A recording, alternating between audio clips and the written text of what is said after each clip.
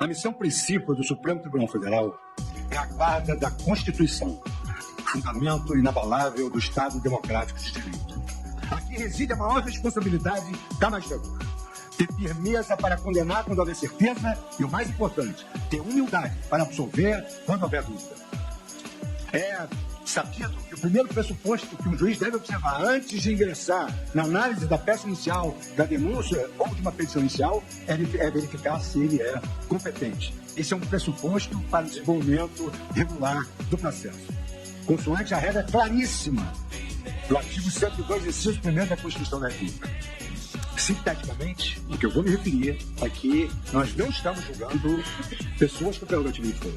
O que eu quero dizer é que o Supremo Tribunal Federal mudou a competência depois da data dos crimes aqui muito bem apontados por Sua Excelência, o Procurador-Geral da República. Não podemos ir ao mérito para depois voltar a preliminar.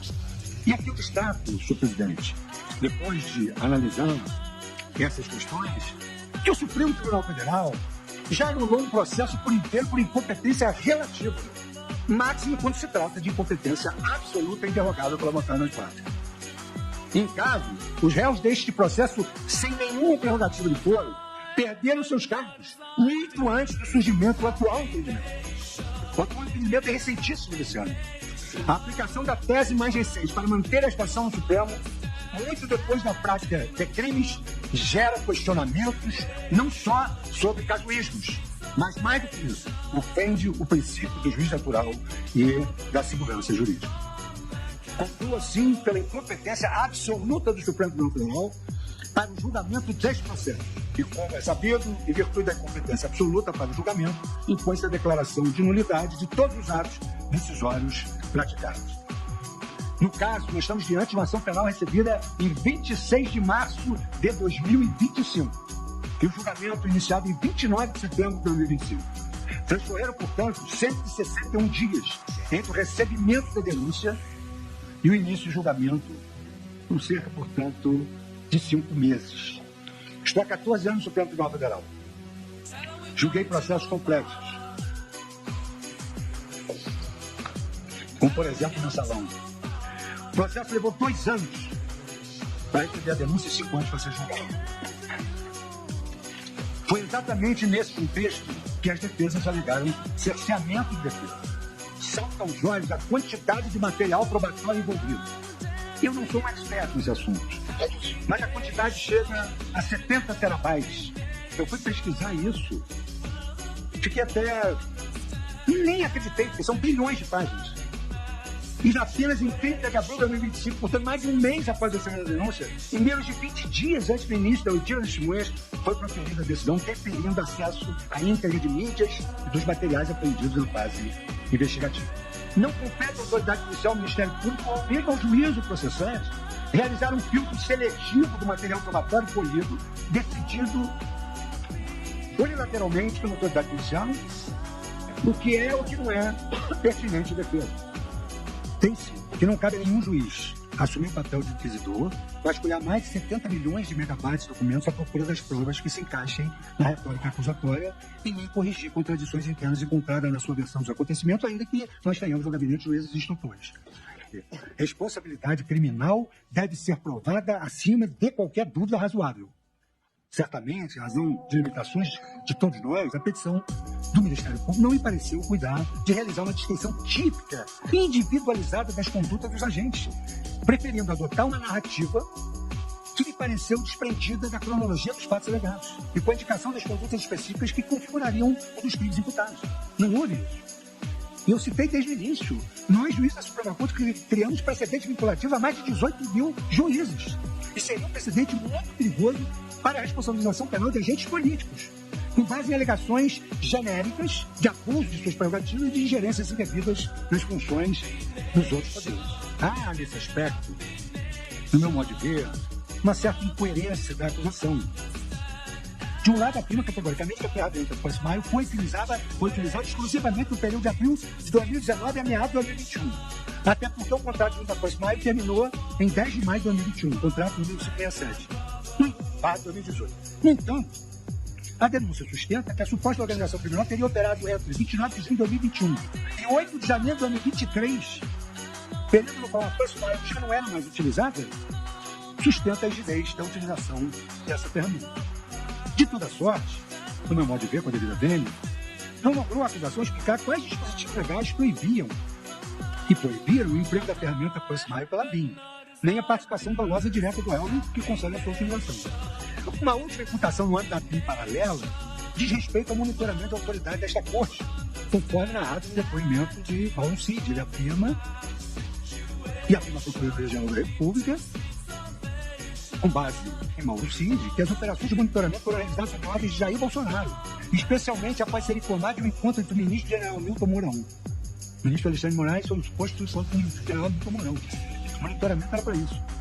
Entretanto, o próprio Mauro Cid se retratou no seu depoimento judicial, ID 1041, afirmando categoricamente que monitoramento constante, isso nunca teve essa ordem nem essa determinação por parte de Jair Bolsonaro, página 54. Também ressaltou que não tinha nenhuma análise de inteligência, página 55. Desse modo, não se comprovou a efetiva participação do réu, Jair Bolsonaro, nesse particular, muito menos com o enquadramento do tipo penal do artigo 359-L do Código Penal. Não se pode admitir que possa configurar a tentativa de abolição do Estado Democrático de direito de discurso ou entrevistas, ainda que contenham questionamentos sobre a regularidade do sistema de votação ou rudes acusações aos membros de outros poderes. A simples defesa da mudança do sistema de votação não pode ser considerada narrativa subversiva, conforme o fundamento que se adotou aqui na DI 589. Portanto, a impressão de registro de voto não é um retrocesso. Não é fonte de desconfiança no processo eleitoral. Decorre de uma escolha dos representantes eleitos. Essa decisão, senhor presidente, me prejudicou muito a presidência do Tribunal Superior Eleitoral, que na última hora eu tive que correr para tentar comprar máquinas de voto impresso. Houve a licitação, posteriormente o plenário supremo mudou a decisão e houve um pleito de indenização para aqueles licitantes que tinham comprado as urnas com voto impresso. A matéria foi discutida, foi controversa, foi discutida, enfim, como se sabe, o que o presidente está certo. Eu até era muito criticado, porque eu dizia que a urna eletrônica era igual a tomada. Botou na tomada, funciona, tirou, não funciona. Essa era a minha compreensão. A adequação típica da artigo 359-R do mesmo diploma já estaria afastada em caso pela ausência de caráter violento das condutas. A lei exige violência. Daí porque considera ausente a tipicidade penal no que diz respeito à live de 29 de junho de 2021, a entrevista ao programa Pingos no Existe, de 4 de agosto de 2021, e as falas em reuniões institucionais de 5 de setembro de 2022 e 18 de setembro de 2022.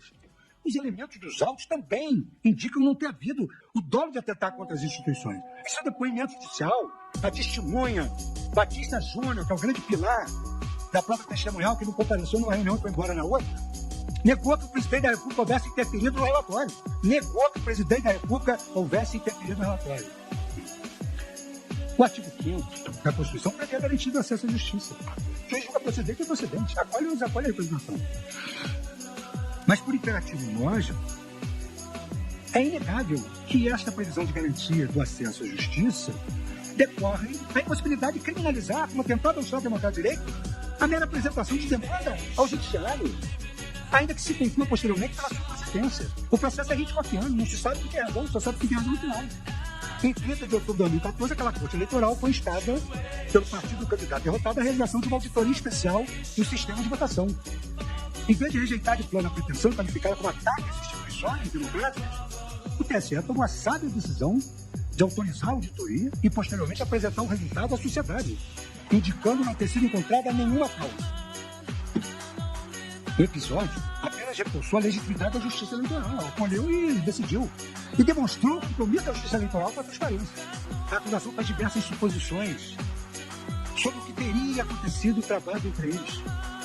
Em algum desses encontros com o então presidente Jair Bolsonaro e o ministro Paulo Cid, foi aventada a possibilidade da prisão da autoridade pública testemunha. Foi sim, senhor, o ministro Alexandre de Moraes. No brainstorm das reuniões, isso aconteceu. Sabe, no entanto, que Batista Júnior não estava na reunião entre Jair Bolsonaro e Felipe Martins em 6 de 12 de 2022.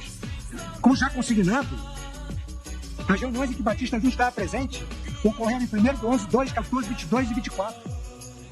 Não estava presente na reunião de 6 de 12 de 2022.